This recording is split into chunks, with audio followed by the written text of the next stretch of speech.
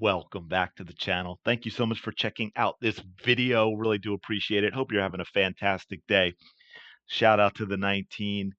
So, for those of you that have been paying attention to my WNBA videos and Caitlin Clark and what's been going on, you probably may remember the talk about a new 3v3 league, player owned, called Unrivaled, that's supposed to start in January of 2025. I believe it was Brianna Stewart and Nafisa Collier that got together and started this league.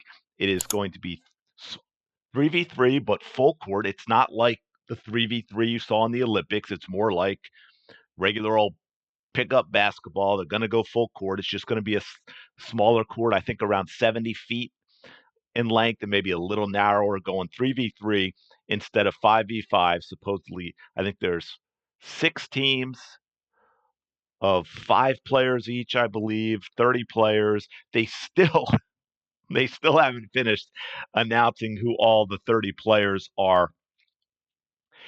And one of the things that we've talked about a lot that we are seeing here is they didn't have a media deal. They didn't have a media rights deal, and now they do, which is interesting. However, there's some things we're going to have to talk about. As you can see here, TNT Sports has stepped up. They've reached an agreement with Unrivaled for a multi-year media partnership that begins this season, coming up, the first season, January 2025. I believe it's going to be over 8 weeks, unless they've made changes. Over 8 weeks, the season's going to be over 8 weeks long. As you can see here, they're going to show 45 regular season games. It's going to be on TNT. You can stream it on Max and also True TV. However, as you see a key here, TNT Sports to be equity partner in the new league. So what does that mean? Well, it means it's not just, hey, Unrivaled signed a media rights deal with TNT Sports.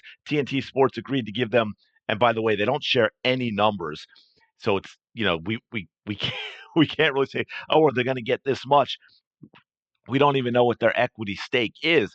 But it's not a typical media rights deal like we see with other leagues, like we just saw with the NBA and the WNBA. So it wasn't TNT Sports going, hey, okay, we are going to get the rights to show 3 games a week. They'll be on, you know, one a week on TNT and one a week live on Max, and they'll all stream after the fact, and one a week on True TV. And we're going to give you $30 million to the league. And now the league says, okay, here's our revenue, outside of ticket sales and all that. But they have a good idea of here's our revenue, here's what our expenses are going to be, and can they survive and pay their investors and so forth. But we don't know. And one of the keys to understand is TNT Sports now is one of their investors. They are going to have to get paid for, just like the NBA being a big investor in the WNBA and the media rights deal still being targeted. I mean, attached to the bigger NBA deal. TNT Sports now owns. They're an investor. They own part of Unrivaled. So we don't know the details of how that's going to work out, but obviously they have to get paid. So this isn't just a bunch of money. Now we don't have the details of the numbers to see how that's structured, but TNT may very well be like, okay, we're investing in the league. We're an equity partner, and we need to get X amount of dollars back to us before we pay anything out to the league itself in terms of, ratings and so forth like that. So it's going to be interesting to see how that works out. But as you see, they've reached an exclusive deal, and it is going to be kind of like I mentioned. Oh, here's how the breakdown is: 3 nights a week, right? Twice on TNT as the lead network, Mondays and Fridays. Additional broadcasts on True TV on Saturdays. The league tips off January 17th. Now, again, as been saying that part of the media rights partnership is TNT has agreed to invest an undisclosed amount in Unrivaled. So that means TNT needs to get that money back. This isn't just they're going to be owed that money. This isn't just, hey, we're going to give you, like I said, 30 million to broadcast the channels, and then whether TNT makes that up in advertising revenue or not is, That's on them. They've agreed, here's what we're giving you. It's not an investment that has to be paid back. We're giving you this money. Now we show the games and we have to make it up in advertising. But as an investor, they need to get paid back that money. Or if this is structured as they are now owning, say, 40% of the league, they get 40% of what the league brings in, unless they structure it in some other different way. But you get the general idea of what we're talking about in terms of this. So for those of you that don't remember, again, 3v3 league, they say 30 of the top women's basketball players. They still haven't announced them all. I think they're in the mid 20s somewhere, but they dragged that out too long, and no one's talking about the league again until now. It kind of went radio silent. I think most of us even forgot about it. So, so that's going to be interesting how this gets done. So now, where's this part here? I had a part out that I wanted to read.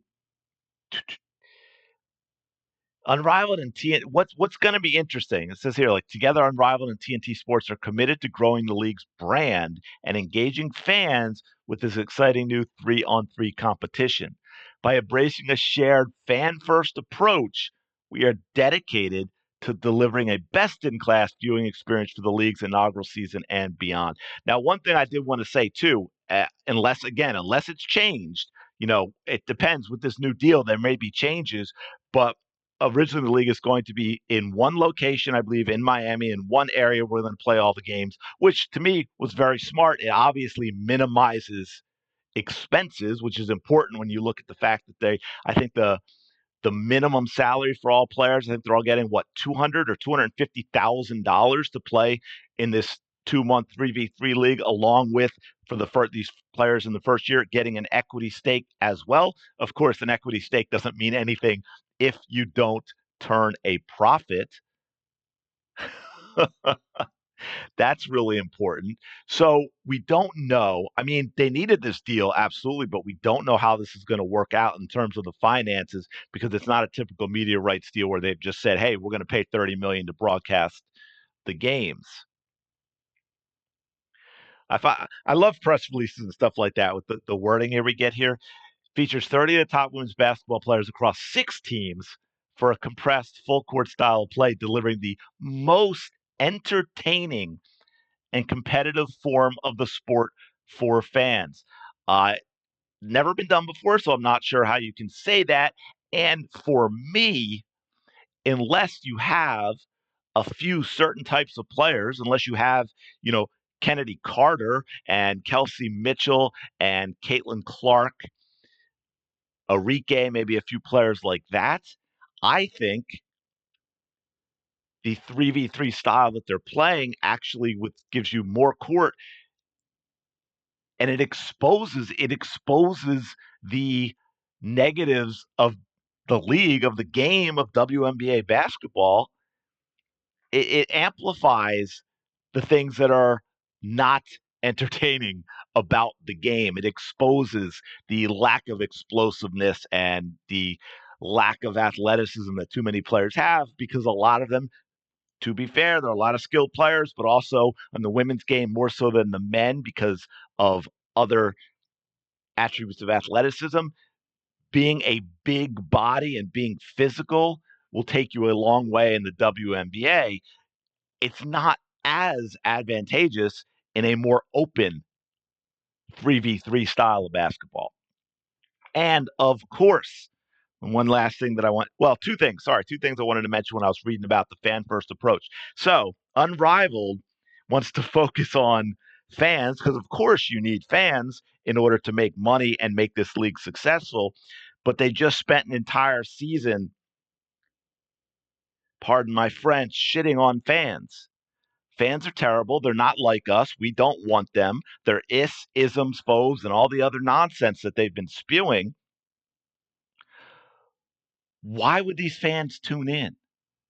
Right? Just like we wonder why they tune into other WNBA games. But don't forget, on top of that, you don't have any association with Caitlin Clark with this league. And January 17th is when this starting, folks.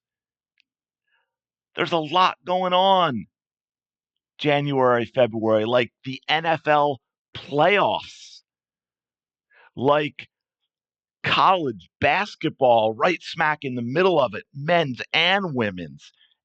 The NBA will be in full swing. The NHL will be in full swing. I ask you, who is going to watch Unrivaled 3 times a week?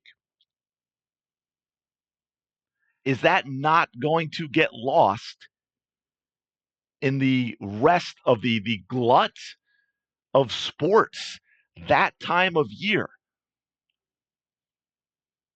Now, I know, say, for example, the NFL might not have games on the same time.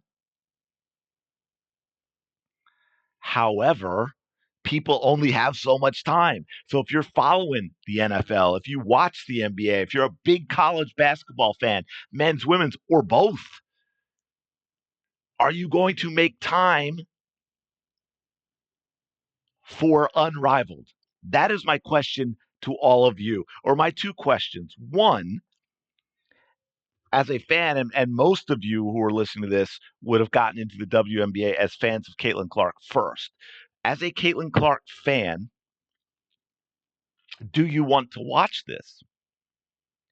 As a sports fan, are you going to be able to find the time? If you say yes, if you say, yeah, that doesn't bother me, I'm interested in watching, despite what the fans have gone through. So you've said yes to that, you're going to watch. You're interested in watching, and then you find out when it is, and all these other sports options, and you're a sports fan, of which there's also a lot of other basketball available, men's and women's college, the NBA. Are you going to find time for this? Are you going to find time to watch Unrivaled? Those are my big questions to you. Let me know in the comments below. Let me know what you think about this. Does this make it possible? Does this make it give it a chance that it's going to be sustainable? I would love to see if they come out, because this just got announced. I would love to see how the numbers break down and to see if Unrivaled can actually make money. Because don't forget, and I'll do these in other videos, we're getting into some interesting stuff with the WNBA because of the new media rights deal and the collective bargaining agreement and what I consider, to be blunt, delusional ideas from the players as to what their value is to the league. There might not be a WNBA in the near future. And I don't mean just because of the fact that they lose money every year, but there may be a lockout and it could implode, but I'll leave that for another video. Let me know your thoughts in the comments below. I'm going to leave it there. Thanks so much for checking out this video. Please do like, comment, and subscribe. It really does help out a lot. I know I say it every time, and that is because it's true. I really do appreciate it, and I will talk to you later.